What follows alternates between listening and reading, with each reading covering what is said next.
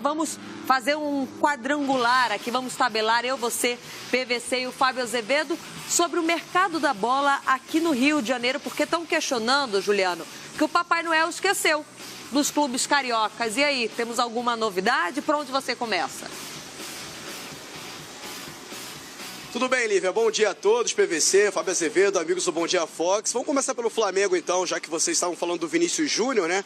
Que não deu muita sorte aí pro Real Madrid na derrota para o arquirrival Barcelona.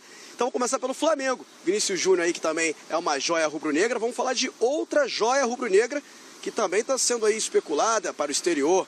Lucas Paquetá.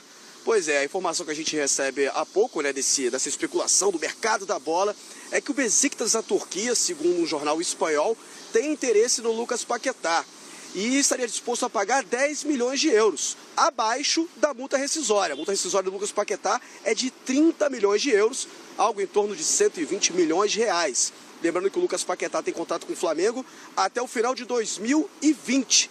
Ou seja, o Flamengo tem aí essa proposta em mãos e vale lembrar que quando o Flamengo contratou o Diego Alves, o goleiro, pelo Valência, existe uma cláusula onde o Lucas Paquetá teria aí uma prioridade, né, de transferência para o Valência. Caso tenha uma proposta parecida ou um valor igual com outro clube, o Valência teria prioridade na transferência do Lucas Paquetá, na compra ou empréstimo, enfim, teria essa prioridade com o jogador. Então o Flamengo, a tendência é que o Lucas Paquetá siga, até porque o Flamengo quer manter o Lucas Paquetá como um projeto para 2018 e pensando, é claro, na Libertadores. Lembrando que foi um jogador excelente na temporada 2017, fez uma reta final muito boa, principalmente na Copa Sul-Americana. Então a tendência do Flamengo é manter o jogador, proposta bem abaixo do que é se esperado.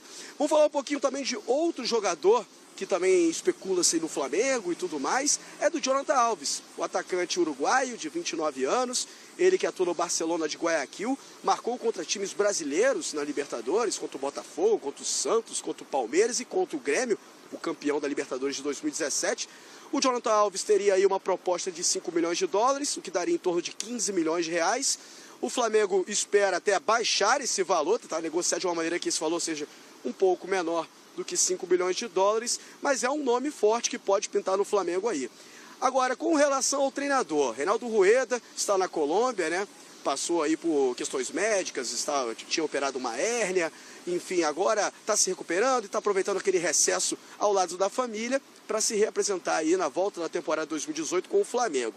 A imprensa colombiana, né, publicou dizendo que ele já teria conversado com os dirigentes da seleção chilena, da Federação Chilena, para tentar um acerto visando um projeto para a Copa de 2022, né? Pegando ali um projeto da base, né? Olhando bem a base chilena e pensando, é claro, nessa seleção para o próximo ciclo. Isso quer dizer que nos próximos dias a tendência é que essa conversa seja finalizada para saber se Reinaldo Rueda fica ou não no Flamengo. Então, nos próximos dias, certamente, a gente vai ter aí uma posição oficial para saber se ele continua ou não, ou se ele segue aí com a seleção chilena. Sobre o zagueiro Pedro Henrique, que está no futebol português, o Vitória de Guimarães. Existe aí essa possibilidade do Flamengo contratar, mas o nosso amigo aí que está na bancada, PVC, conversou com o Rodrigo Caetano, né, o diretor de futebol do Flamengo, descartando essa possibilidade, esse interesse pelo jogador, pelo zagueiro que está no futebol português. Flamengo de olho no mercado, né? Afinal de contas, tem aí o Guerreiro que só pode voltar em maio e o Jonathan Alves pode ser uma proposta aí para o ataque do Flamengo, reforçar esse ataque do Flamengo para a temporada 2018. Eu volto com vocês. Valeu, Juliano. Continua conosco aqui, porque daqui a pouquinho ele vai falar de Fluminense, Vasco e Botafogo.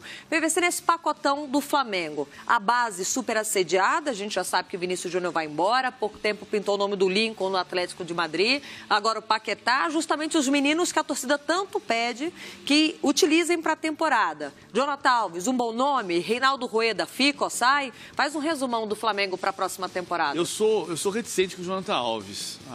O Flamengo vai ter em torno de 4 reforços. Não vai ter muito mais do que isso. Eu sou reticente com o Jonathan Alves. Eu acho que o Jonathan Alves é um bom centroavante para o mercado sul-americano, mas eu acho que a chance de não se adaptar ao futebol brasileiro é muito grande. Ele é um fazedor de gols, mas ele não é um jogador que faça a bola rodar.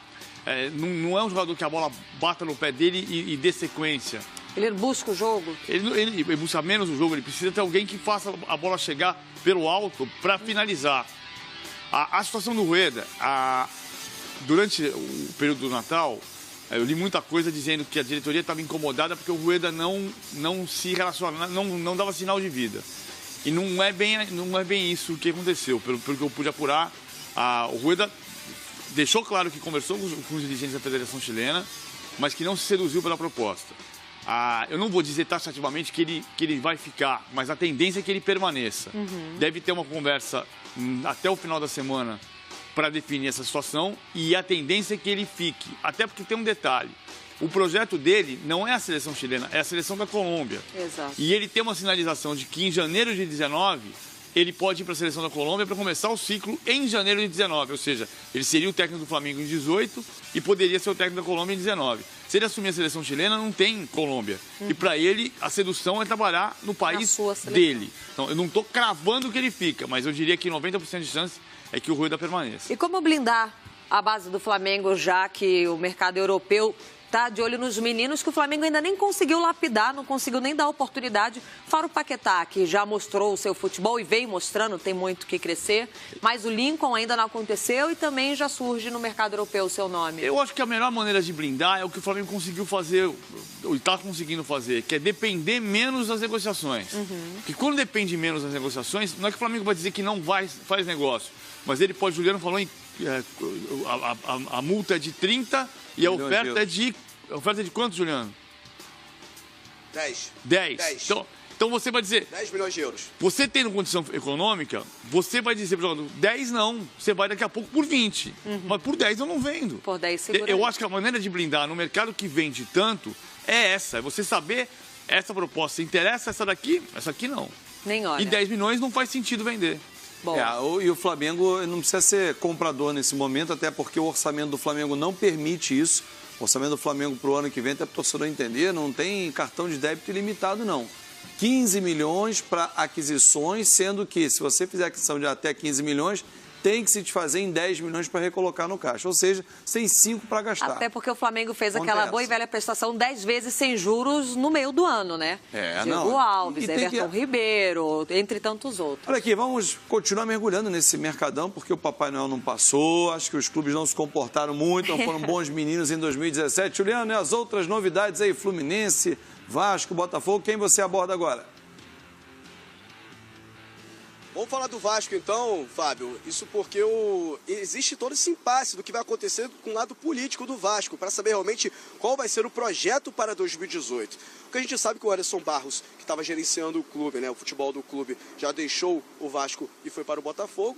E agora vale lembrar que o Vasco, com 2 contratações até o momento para a temporada 2018, o Leandro De Zárate, né, o argentino aí, volante, que estava no Vélez, e também o Rio, do atacante, que estava no Curitiba, o Vasco busca outros nomes. E você mesmo que está no Bom Dia Fox, né, Fábio? Você publicou no seu blog aí essa informação importante para o torcedor vascaíno, essa possível troca do Scudeiro, né, pelo Chiesa do Vitória. Essa troca seria interessante até porque o Vasco, precisando de um jogador para suprir a necessidade ali de uma ausência possível do Luiz Fabiano, seria um nome bem interessante para o ataque vascaíno aí, pensando, é claro, na Libertadores e na sequência da temporada, né?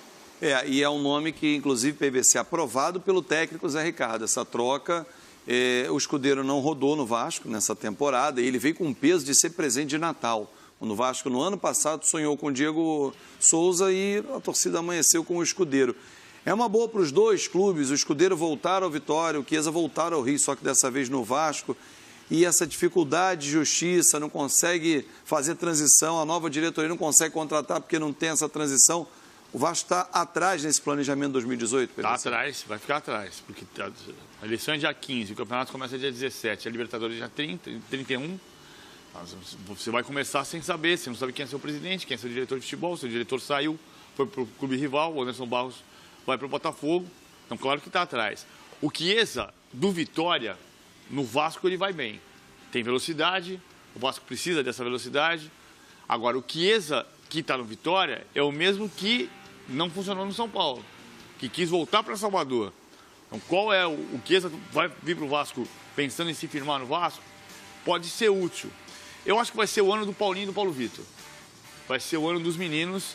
E o Vasco precisa ter um time que marque forte e que tenha muita velocidade para escapar do contra-ataque. Ou seja, surge aquela frase, a base vem forte. Vamos lá, Juliano Lima, mais notícias do mercado carioca, por favor, companheiro. Falando então do Botafogo, que agora tem um novo técnico, né? Jair Ventura indo para o Santos, Felipe Conceição também. Mais uma aposta do Botafogo nesse projeto da base, né? Pensando no nome da casa, como foi com o Jair Ventura. Veio agora o Felipe Conceição, que fez história do Botafogo, né? Jogou nos anos 90, foi jogador do Botafogo. Teve uma passagem rápida, mas foi um atacante do time alvinegro.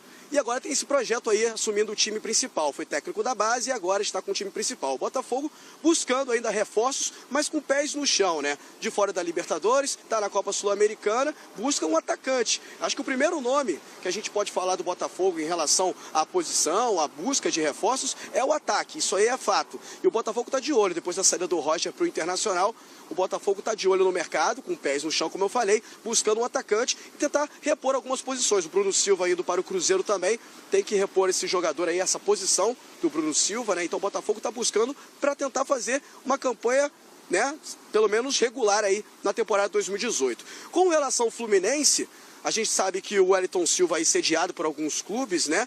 Ele está sendo aí especulado no Internacional. O Clube Gaúcho aí está interessado no Wellington Silva e pode pintar aí uma troca com Eduardo Sacha indo para as Laranjeiras e o Wellington Silva indo para Porto Alegre. É a possibilidade que existe aí nesse troca-troca entre Internacional e Fluminense. Ainda não está descartada a possibilidade do Wellington Silva e o Eduardo Sacha permanecer no Internacional, mas é possível sim que esse atacante aí, que pode reforçar aí muito o time do Abel Braga, ele já trabalhou com o Abel no Inter, gosta muito do trabalho do Abel, eles têm uma boa relação, isso pode pesar aí nessa negociação desse troca-troca envolvendo Fluminense e Internacional.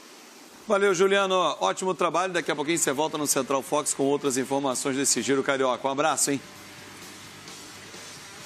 Um abraço a todos. Bom dia a todos. Valeu. PVC, eu vou fazer um clássico vovô aqui nesse nosso caminho. Clássico vovô. É, um clássico vovô, porque o Fluminense trouxe Gilberto e Jadson para recompor o elenco, né? Porque ele perde o Orejuela para a LDU e o Lucas que volta ao Palmeiras, se vai ser utilizado ou não. O Botafogo perde o Roger. Olha o mercado.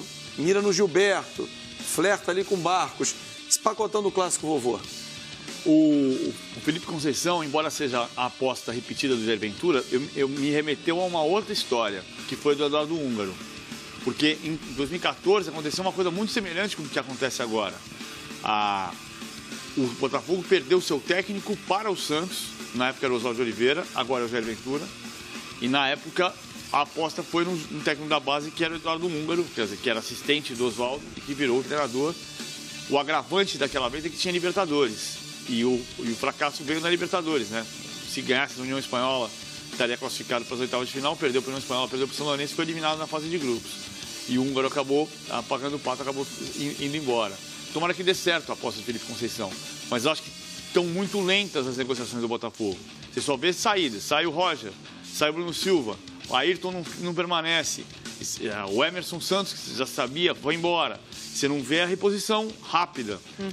E é muito importante você começar o dia 3 de janeiro com o grupo todo pronto, para fazer uma pré-temporada acertada, claro, e começar bem. O atenuante, o que atenua um pouco o problema, é que o Botafogo tem o Campeonato Carioca a partir do dia 17, mas a Sul-Americana começa só em abril. Então vai ter Copa do Brasil ali em fevereiro, março, mas tem um tempinho um pouco maior do que quem vai jogar Libertadores, como o Vasco. Mesmo assim, me aflige, até porque o Botafogo precisa ser campeão de novo. O Botafogo não é campeão desde 2013. Ser campeão carioca é só o carioca? Ser campeão carioca é importante também. Claro. É só o carioca, mas tem uma taça, sim, a ser levantada. PVC, sempre bem-vindo aqui ao Bom Dia Fox. Valeu. Valeu. Fábio Azevedo, tem uma lei